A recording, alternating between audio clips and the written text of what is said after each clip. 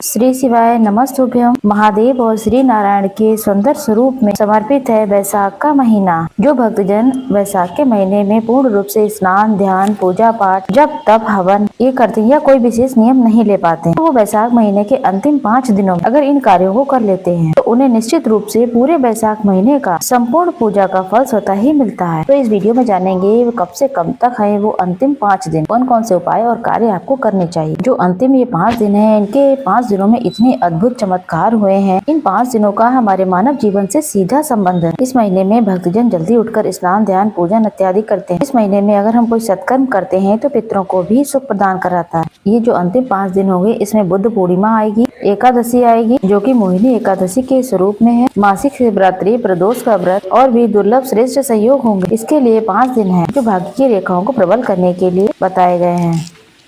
अब स्कंद पुराण की कुछ विशेष जानकारी लेते हैं। उसमें इन 5 दिनों का महत्व स्पष्ट रूप से बताया गया है। वैशाख महीने की शुक्ल पक्ष की एकादशी को समुद्र मंथन से अमृत प्रकट हुआ था। आप सभी जानते हैं इससे पहले विष प्रकट हुआ था। इसे महादेव ने जन कल्याण के लिए ग्रहण किया। ऐसे 5 दिन है जिनमें ये सुंदर घटनाएं हुई, जैसा कि मैंने आपको बताया। मोहिनी एकादशी 8 मई दिन गुरुवार के दिन 2025 में होगी। इसी दिन अंतिम 5 दिन भी शुरू होंगे। 8 मई से वैशाख महीने के अंतिम 5 दिन शुरू होंगे। 8 मई 2025 को मोहिनी एकादशी होगी। ये श्री नारायण के मोहिनी स्वरूप अवतार का दिन है। 8 मई से शुरू होंगे जो दिन और 12 मई 2025 तक रहेंगे। इन अंतिम 5 दिनों में कुछ कार्य हैं जो आपको करने चाहिए। शास्त्रों में स्कंद पुराण में ऐसा कहा गया है। अगर आपने कभी व्रत नहीं रखा है तो प्रथम बार जब एकादशी का व्रत रखना है तो मोहिनी एकादशी से आप रख सकते हैं, या फिर आप पहले से ही एकादशी का व्रत करते आ रहे हैं तो अंतिम 5 दिनों का फल प्राप्त करना चाहते हैं। इन्हीं दिनों में से इस 5 दिन का अंतिम नियमों को लेने का प्रयत्न करें। भाग्य बदल जाएगा, सुख सौभाग्य में वृद्धि होगी। अंतिम 5 दिनों की शुरुआत हमें मोहिनी एकादशी के दिन से करनी है। इसके बाद जो यहाँ पर द्वादशी है, एकादशी को तो मोहिनी अवतार लिया था, द्वादशी में यहाँ पर भगवान ने जो है उस अमृत की रक्षा की थी, इसलिए द्वादशी तिथि का भी बहुत महत्व है। त्रयोदशी को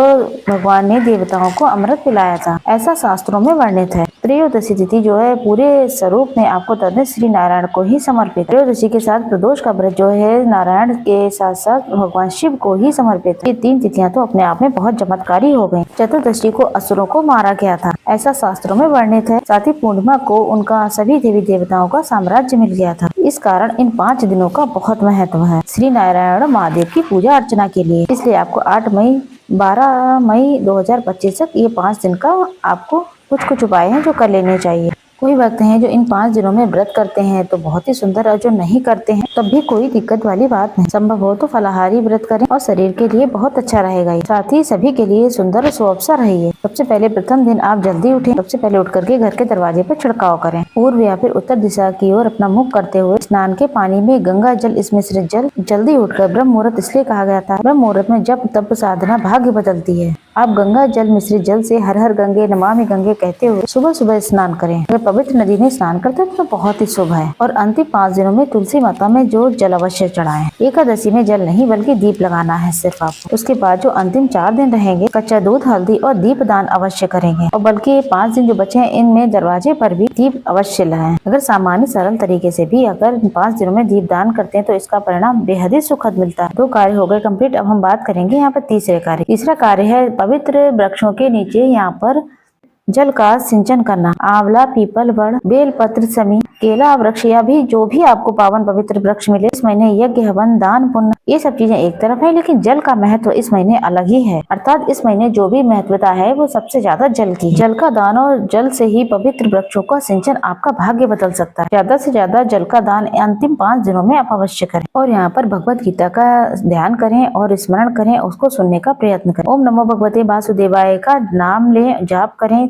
आपने स्नान, ध्यान और दीपदान कर दी। तुलसी की विशेष पूजा अर्चना करें। साथ के साथ जितना संभव हो भगवान के चिंतन और ध्यान में समय लगाएं। इन 5 दिनों में आप व्रत कर लेते हैं तो बहुत सुखद है। अगर नहीं कर सकते तब भी कोई बड़ी बात नहीं, तो आप एकादशी, प्रदोष अंतिम कुछ दिनों में आप व्रत कर सकते हैं। तो निर्धन या गरीब जन आपके द्वार पर कुछ मांगने आता है, उसे जरूर कुछ न कुछ दे करके दैनिक कर्मों का निर्वाह करें। श्री नारायण को श्री हरि चंदन तुलसी का चंदन अवश्य लगाएं। अगर आप चंद्र का श्रृंगार करते हैं तो आई भी आपके भाग्य को बदलने के काम आए। तुलसी की माला श्री नारायण के गले में समर्पित करते हैं। महादेव को आप बेलपत्र की माला समर्पित करें। दिनों गर्मी है, अगर बेलपत्र नहीं मिल पाता, साधारण सरल तरीके से बेलपत्र की वृक्ष की छाल को घिस करके उसका चंदन बनाकर उससे सुंदर तरीके से श्रृंगार करते तब भी महादेव प्रसन्न होते हैं। शिवलिंग पर ज्यादा से ज्यादा ठंडा जल चढ़ाएं। ये मिट्टी के पात्र में जल रखें, सुबह जाकर के वहीं से जल निकाल के शिवलिंग पर अर्पित करें। महादेव ने इन अंतिम 5 दिनों में विष ग्रहण किया था, जिस कारण उन्हें भारी पीड़ा होने लगी थी। ज्यादा से ज्यादा उन्हें ठंडक दिलाने का कार्य इस समय करें। नमो देवो वासुदेवाय और श्री शिवाय नमस्तुभ्यम का जाप निरंतर करते